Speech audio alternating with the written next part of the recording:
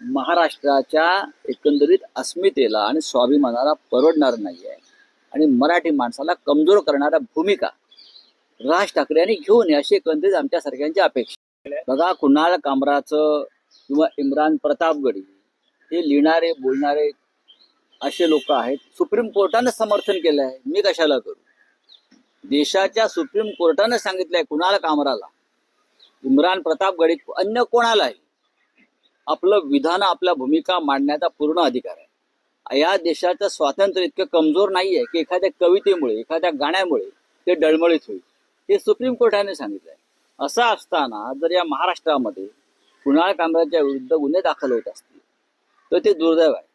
एकनाथ शिंदेचे मंत्री खुलेआम कुणाल कामराचे खून करण्याची भाषा करतात, त्याला टायरवरती उलटा टांगून मारण्याची भाषा करतात. त्यांच्यावरती गुन्हे दाखल व्हायला पाहिजेत. गृहमंत्री तुम्ही खरे असाल आणि गृहमंत्र्यांचं कर्तव्य जर खरोखर बजावण्याची इच्छा असेल तर अशा प्रकारची वक्तव्य करणाऱ्या मंत्र्यांना लाथ मारून हाकलायला पाहिजे.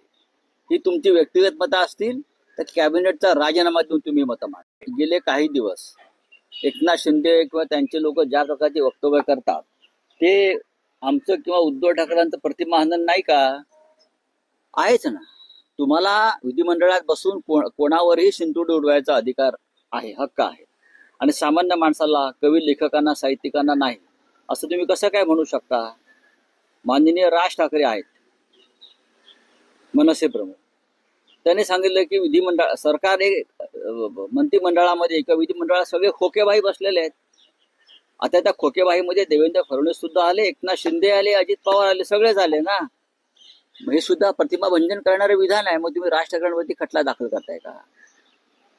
करणारच का? अधिकार आहे त्यांचा बोलण्याचा. ते नेते आहेत, आम्ही सगळे राजकारणामध्ये आहोत.